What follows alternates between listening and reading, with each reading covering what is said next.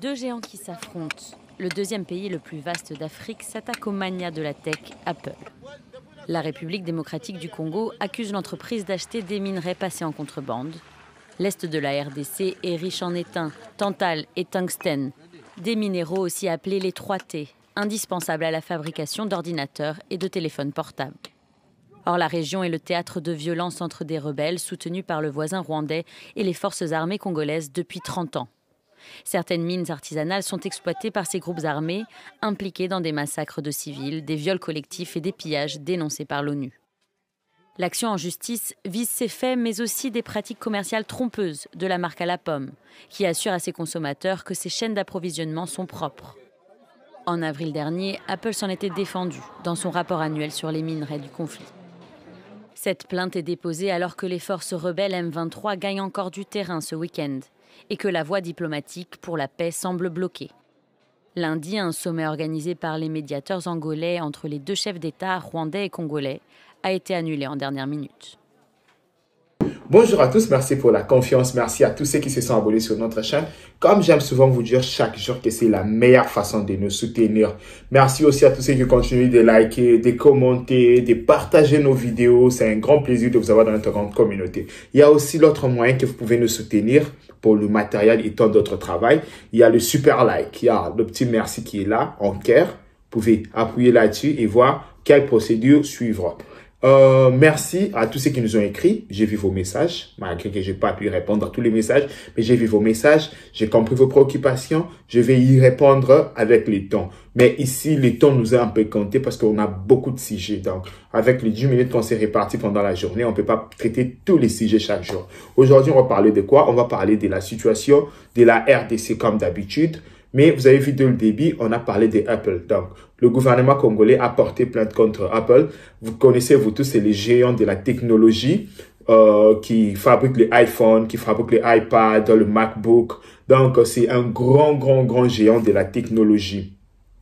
Pourquoi le gouvernement congolais l'a porté plainte? Parce que, vous savez, vous tous, que ça fait 25 ans que la République démocratique du Congo est attaquée à l'Est par le Rwanda. Et comment sont financées cette rébellion? Tous les rapports de l'ONU indexent de grands géants de la technologie. Apple, Samsung, à l'époque Motorola. Pourquoi? Parce que vous savez qu'à l'est du pays, il y a ces minéraux qu'on appelle cobalt. Il y a le coltan, il y a le zinc, il y a l'uranium, il y a le fer, il y a tous ces minéraux, il y a de l'or. Et si vous voyez dans la fabrication des téléphones, on a besoin de cobalt pour nos batteries. On a besoin de coltan pour beaucoup de matériel dans les téléphones. On a besoin de l'or pour combiner les microprocesseurs. Il y a tout ça.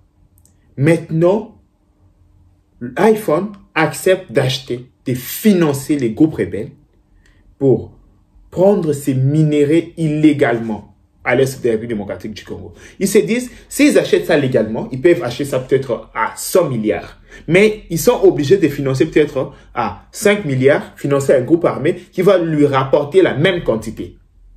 C'est une bonne affaire. Mais à quel prix?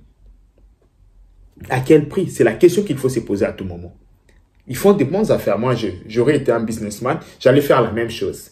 Ici, si on me demande 100 millions, ici, si je peux payer 5, je peux faire. Mais c'est à quel prix, moralement parlant, humainement parlant? Il y a des enfants qui travaillent dans ces mines. Chaque jour, il y a des familles qui sont mises dehors.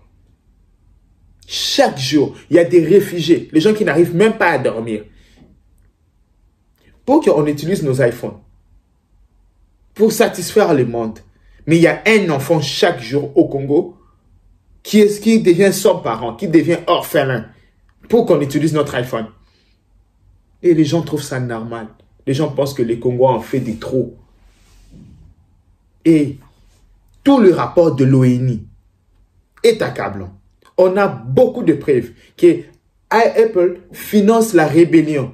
Donc le minéraux du sang pour qu'on utilise nos iPhones, pour qu'on utilise nos MacBooks, pour qu'on utilise nos iPads. On est obligé de tuer. On est obligé. Jusqu'à quand le Congo va souffrir? Jusqu'à quand? Dites-moi. Jusqu'à quand? Et nous, Congolais, comme d'habitude, on est passifs. Nous, Congolais, quand on voit nos dirigeants essayer un peu de prendre ces genres d'initiatives, on se moque d'eux.